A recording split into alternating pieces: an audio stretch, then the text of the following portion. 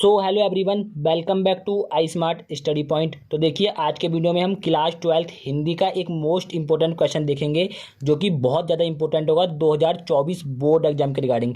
ये क्वेश्चन लगभग हर बार board exam में पूछा जाता है। ठीक है, क्वेश्चन क्या है? पंचलाइट कहानी का सारांश। क्वेश्चन आता है पंचलाइट कहानी का सारांश लिखिए।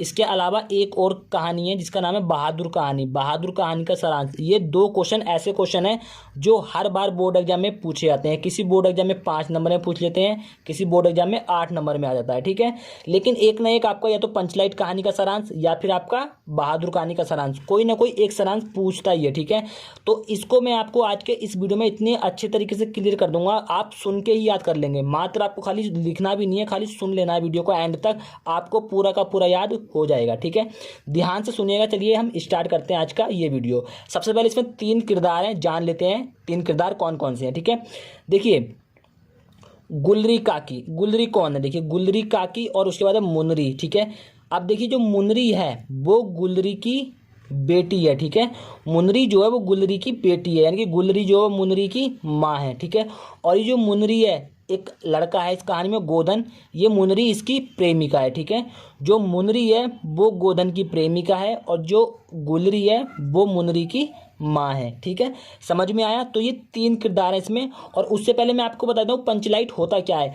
पंचलाइट देखिए, पहले जब हम पिछले ज़माने में जो लाइट नहीं होती थी या बहुत कम लाइट होती थी तो रात में जो वो हाथ में लेकर टांग के चलते थे उसे हम बोलते हैं पंचलाइट। ठीक है, तो चलिए इसके बारे में पढ़ते हैं। बहुत बढ़िया है, आपको सुन के ही याद हो जाएगा। चलिए स्टार्ट करते हैं आज का ये वीडियो।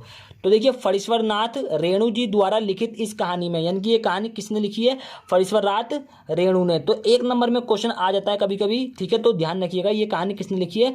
फणीश्वर नाथ रेणु जी द्वारा लिखित इस कहानी में ग्रामीण जीवन का वास्तविक चित्र खींचा गया है। इस कहानी में क्या है कि ग्रामीण जीवन की, जो गांव का जीवन होता है उसका वास्तविक चित्र खींचा गया है, यानी कि गांव में कैसा जीवन होता है। गांव के महतो टोली में कुछ अशिक्षित लोग हैं, यानी कि उस गांव में एक टोली है जिसका नाम है महतो टोली। उसमें कुछ अशिक्षित यानी कि अनपढ़ लोग हैं जो कि पढ़ना लिखना नहीं जानते हैं। समझ में आया? उसके बाद क्या है कि उन्होंने रामनवमी के मेले से एक पंचलाइट खरीदा। तो उन्होंने एक वही जो जलाने वाला होता है पंचलाइट खरीदा, जो कि पहले ज़माने में होता था। तो उन्होंने कहाँ से खरीदा? उन लोगों ने रामनवमी का एक मेला था तो उसमें से पंचलाइट खरीदा। सबको पंचलाइट आने की प्रसन्नता थी, यानी कि जब गांव में भाई पंचलाइट पहली बार आया था तो गांव के सारे लोग क्या थे? बहुत ज़्यादा खुश थे कि उनके गांव में पंचलाइट आया है। ठीक है, इस खुशी में कीर्तन का आयोजन किया गया। इसी खुशी में, यानी कि पंचलाइट आने की खुशी में गांव में जो एक बड़ा सा कीर्तन का आयोजन किया गया। ठीक है, थोड़ी देर में टोली के सभी लोग पंचलाइट देखने के लिए एकत्र हो गए। यानी कि जो टोली थी, महतो टोली के जितने भी लोग थे, यानी कि अशिक्षित लोग थे, वो सारे के सारे पंचलाइट को देखने के लिए इकट्ठे हो गए एक जगह पर। सरदार कौन था?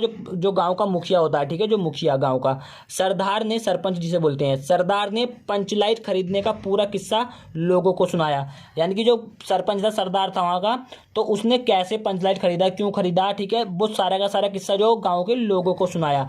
लेकिन प्रश्न यह पैदा हुआ कि पंचलाइट को जलाएगा कौन? क्यों? क्योंकि भाई वहाँ के जो टोली थे, वहाँ के सारे लोग तो अशिक्षित थे। तो प्रॉब्लम ये आई कि पंचलाइट को अब जलाएगा कौन, क्योंकि भाई ले तो लिया था लेकिन जलाना कोई जानता नहीं था। ये उन्होंने पहले सोचा नहीं था। खरीदने से पहले ये बात किसी के भी दिमाग में नहीं आई थी कि पंचलाइट को जलाएगा कौन। आज किसी ने अपने घर में डेवरी भी नहीं जलाई थी। डेवरी यानी कि जो डिबिया टाइप की होती है, वो भी किसी ने नहीं जलाई थी, क्योंकि भाई सब पंचलाइट देखने के लिए आए हुए थे कि पंचलाइट से उजाला हो जाएगा, इसीलिए किसी ने भी डेवरी नहीं जलाई थी। पंचलाइट के ना जलने से पंचों के चेहरे उतर गए, यानी कि जो वहाँ पे 5 पंच होते हैं गांव में, आपको पता होगा, उन सबके चेहरे उतर गए पंचलाइट ना जलने की वजह से।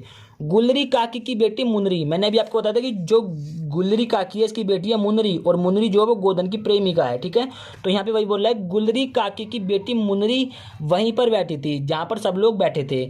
मुनरी गोधन से प्रेम करती थी। अभी आपको पता था कि मुनरी जो थी वो गोधन की प्रेमिका थी। तो जो मुनरी थी वो गोधन से प्रेम करती थी। उसे पता था कि गोधन पंचलाइट जलाना जानता है। किसे पता था? मुनरी को। ठीक है, लेकिन पंचायत ने गोधन का हुक्का पानी बंद कर रखा था।